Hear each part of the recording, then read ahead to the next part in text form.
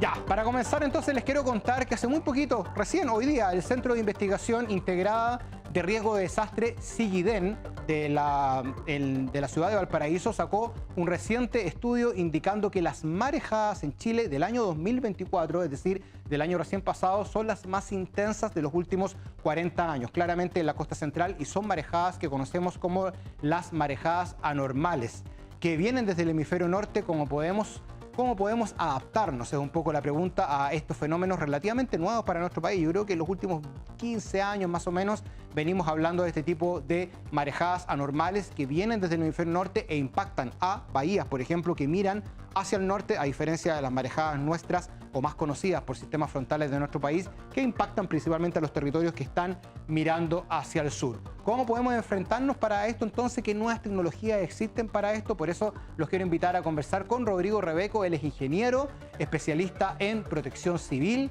en rescate, desarrollador y diseñador de tecnologías aplicadas a la emergencia. Lo conocemos muy bien por el rescate de los mineros, también por el rescate de los niños ahí en Tailandia, ¿cierto? Ha estado involucrado en varios rescates a nivel mundial. ¿Cómo estás, Rodrigo? Gusto de saludarte. Muy Gusto bien. de verte nuevamente. Nos habíamos encontrado en otro medio de comunicación años atrás. Nos volvemos a encontrar acá en Canal 13 y en El Tiempo en tus manos. Nunca perdimos el contacto, que es lo más importante. Así es, claro que sí.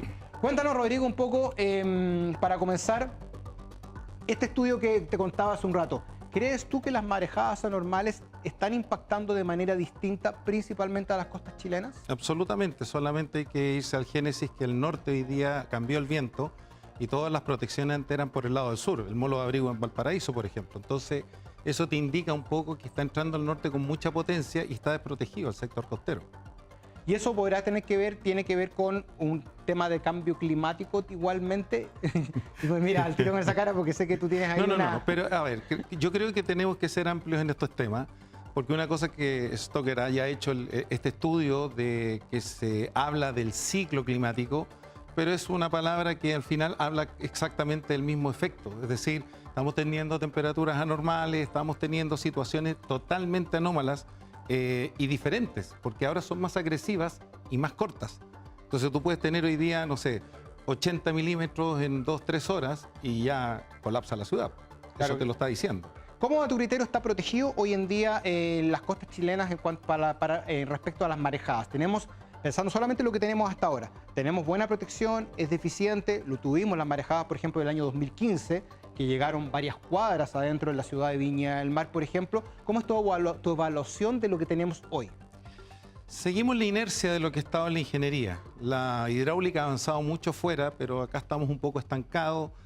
Son temas ya de decisiones políticas de qué es lo que se hace. Hoy día seguimos con los enrocados, hoy día le llaman dolos, antes eran tetrápodos.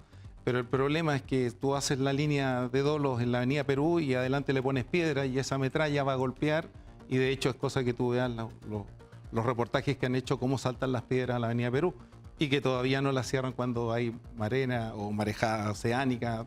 Todavía nos falta un poquito entender de lo que significa el mar. Claro, en Chile tenemos, bueno, por ejemplo, los regueríos típicos que hay en la avenida Perú, pero además están estos tetrápodos que tú dices que son estas como son cementos, ¿cierto? Sí, son de hormigón, son como un miguelito de hormigón, claro. Que tienen como 3 pies. Exacto. Ya, ¿y eso cómo lo podemos comparar con esta nueva tecnología que tú nos presentas ahora, que ya vamos a mostrar de qué se trata? ¿Qué diferencias puede tener? La diferencia es que los tetrápodos tarde o temprano se terminan de ajustar. Y eso al final se transforma en una barrera y es un ariete con el golpeteo del mar. Lo que hace esto es quitarle la fuerza, es decir, absorbe el mar, lo transforma en burbujas y ya con eso pierde la onda de choque, por decirlo. Ya, mostremos de qué se trata esta tecnología que tú nos traes, y que obviamente podría ser a lo mejor una solución. Mira, ahí está en pantalla. Esto es como podríamos mirarlo a lo mejor, no sé si un rodamiento, una tuerca. Es un cuadrado con hoyos. Un cuadrado con hoyos. Es simple, es un cuadrado. Tiene hoyos grandes y tiene además hoyos chiquititos alrededor. Claro, ¿sí? En el grande es cuando recibe la carga y la figura que tú ves es redonda, entonces va a hacer que circule y ahí se airea y la presión va a salir por los agujeros pequeños. Entonces, en ese momento se produce otra presión y ocupamos la misma, es como el aikido. Toma tu fuerza para botarte, este es casi el mismo principio, mejorado al que hicimos hace casi 30 años atrás, que yo te comentaba. Claro. O sea, esto tiene un génesis y un perfeccionamiento. Ya, ¿y esto dónde se ubica? ¿Se va a ubicar en la misma parte de están estos bloques de cemento, más o menos? En una zona que esté siendo muy agresivamente golpeada, se hace. ¿Pero qué tan cerca de la costa? Pueden ser lo usual que nosotros estamos acostumbrados. ¿Y están a la vista? ¿Estarían a la vista? Están a la vista. Están O a la puede vista. ponerse a nivel marítimo y ya con eso tú cambias el sistema laminar, que se llama, que es un término un poco especializado en temas de oceanografía, en que le baja la potencia, que es lo que hacen las algas marinas, que te Ya. frenan un poco lo que hacen en los países inundados por tsunami, pusieron árboles. Para que En, el mar... en esta imagen, Rodrigo, claro, es difícil de mencionar el tamaño. ¿Qué tamaño debería tener cada uno de estos y cuántos se deberían a lo mejor ubicar? No sé, obviamente depende de la cantidad de kilómetros, pero más o menos qué tamaño. Son de 2 metros. De 2 metros, 2 Sí. por 2. Es un cubo de Es un 2 cubo metros completamente. con orificios por todos lados para hacerlo más simple. Entonces, tú pones parrillas, Ya, capas. perfecto. Entonces, esto va en un ángulo como lo hicimos en Abu Dhabi. Es exactamente lo mismo. ¿Esto ya está implementado en alguna parte Sí, del mundo? Sí, lo implementamos en Abu Dhabi hace casi 30 años atrás, precisamente por la violencia del Golfo Pérsico y de las olas. Y tú sabes que el Bul Arab, que es el hotel más grande del mundo, está en una base de 80 metros. Entonces ellos tenían miedo de socavar, porque esto está en arena. Entonces ahí nace un poco esta historia del génesis en un bar con los cubos de hielo que echaron agua y no saltó Claro. el agua, y ahí empieza un poco la cabeza a trabajar, así como lo hicimos con la cápsula Fénix. Bueno, acá fue otro, esto es netamente hidráulica y fuerza motriz, o sea, ¿Cómo está fabricado este cubo? ¿De qué material es? es hormigón armado. Ah, es hormigón. Sí, ¿eh? sí, O sea, sí. es prácticamente el mismo material de los tetrápodos. Es el mismo con otra forma y otra distribución.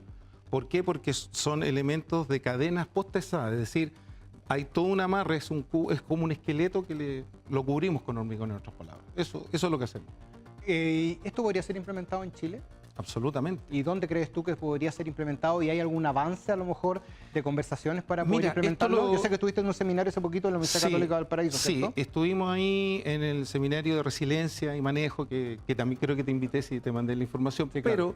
Pero el tema de fondo es que esto pasa por las autoridades. Entonces, cuando tú las autoridades no las tienes como alineadas con los desarrollos, claro, se produce un poco de incomprensión, pero la Universidad Católica, esto yo lo hablé con Rodrigo Becerra y Karen, que son los encargados de este seminario, y creo que vamos a poder empezar a practicar un poco con el Departamento de Hidráulica, que pertenece a la Escuela de Construcción y Transporte, que es de la PUC, que es la que hizo este seminario. Creo que hay que ir avanzando de a poco. Claro que a todos no les gustan las innovaciones, Claro. nosotros lo hemos visto muchas veces, pero creo que esta es una gran solución. A mí me encantaría que estuviera en la Avenida Perú, porque es como la cara visible del golpe, o para el lado de, no sé, de Valparaíso hacia el Faro. Yo creo que ahí también hay un golpe bastante duro. ¿Tienen alguna, porque estos ejemplos, los tetrápodos, los otros, tienen alguna duración y esto también una duración así como que ahí tenga un desgaste o es difícil por el Sí, tema del hormigón mira, armado? una de las cosas importantes, porque todo el mundo se lleva las flores, yo tengo un muy buen equipo, porque una cosa es el desarrollo, otra cosa es reventarlo. Y Osvaldo Suárez me hizo un pronóstico bien interesante, me dijo, podemos aplicar algunos solventes externos a base de teflón, por ejemplo, Claro. y podríamos evitar las algas. A todo esto, ojo, esto crea también un microclima, porque las barreras, lo que estábamos hablando hace poco, se ponen en el mar y el pez no termina su ciclo en la costa. Ya. Aquí hay una... Acá hay una Eso es un tema importante, claro, que lo estamos hablando fuera de cámara, y para contarle a las personas, yo te preguntaba hay unas barreras que ocupan en otras partes del mundo, que hay marejadas y se levantan unas Exacto. compuertas. ¿Esto es más amigable con el medio ambiente? ¿Qué dificultades o qué podríamos decir que malo tienen esas barreras? Lo que hace la barrera, en otras palabras, es frenar el ciclo natural del pez. Claro, le pone una pared. Y le pone una pared y ahí llegó y él se devuelve y se desorienta. Pero lo importante de esto es que esto está en un modo pasivo. Es como el flujo laminar, es decir, tú pisas esta sustancia que le ponen maicena con agua y tú caminas, pero si te pones lento te hunde. Bueno, los cubos funcionan en realidad se llaman dedocaedros restringidos. Ese es su término, mejor cubo, sale más fácil. Pero en resumen, lo que él siempre es mantenerte una capa de agua donde ellos puedan hacer su hábitat. Y de hecho hoy día, tú sabes que botan tanques y un montón de cosas en el mar precisamente para darle vida y espacio a lo que está bajo el mar, que no lo vemos. Increíble, ¿eh? Sí, Increíble. son los avances. A propósito, aprovecho de preguntarte, y no puedo dejar de preguntarte porque también conversábamos el otro día y me llama mucho la atención tu visión. ¿Cuál es tu visión actual del cambio climático? Porque tiene una visión bastante particular. A ver, lo que a mí me tocó ver como equipo de rescate en el Polo Ártico, y te lo mencioné y Sí. te mandé los videos, son unos espaguetis gigantes de 4 o 5 metros que se hacen miles de metros de profundidad, y ahí se va viendo el año a año cómo fue cambiando el clima. Vendría a ser el símil de los árboles con los anillos, cuando tú cuentas los años. Y aquí los periodos son entre 450 y tanto, 495 a 502, 504 años. Hay variaciones. Ostensiblemente concuerdo, y a pesar que lo discutimos telefónicamente muy sanamente, es que no podemos hacernos los desentendidos de la agresividad con que la naturaleza hoy día nos está topando, y ahí viene un dolor de cabeza para otros en que sí los desastres son naturales y que no son no naturales. Es decir, la naturaleza, que construyamos mal, esa es otra cosa. Eso es otra cosa. Ese Claro, otro ahí tema. a lo mejor pensamos que no son naturales porque estábamos ahí, por qué construimos ahí, si sabíamos que la marejada a lo mejor iba a impactar. Entonces, desde ese punto de vista, no son naturales, pero claramente que hay desastres naturales El mar también. toma lo que es de él. Toma lo que es Y lo mismo pasa que vamos a decir, oye, los cerros son peligrosos, los volcanes, porque baja con la colada, lo que pasó en La Palma, me tocó estar allá. ¿Y qué vas a hacer? O sea, la naturaleza se manifiesta y ya. El problema es que un estornudo de la naturaleza a nosotros nos significa 10, 15 años reparando. Esa es la diferencia. Esa es la gran diferencia, pues sobreponernos al poder de resiliencia también. Absolutamente. ¿Cómo ves tú el poder de resiliencia en Chile con respecto obviamente a otras partes del mundo? Mediocre. ¿Por qué? Porque hablamos mucho de salud mental, por ejemplo, que es un poco la base que yo te explicaba de lo que hicimos fuera, y es como que ocurre la emergencia y no hacen la intervención a las 72 horas.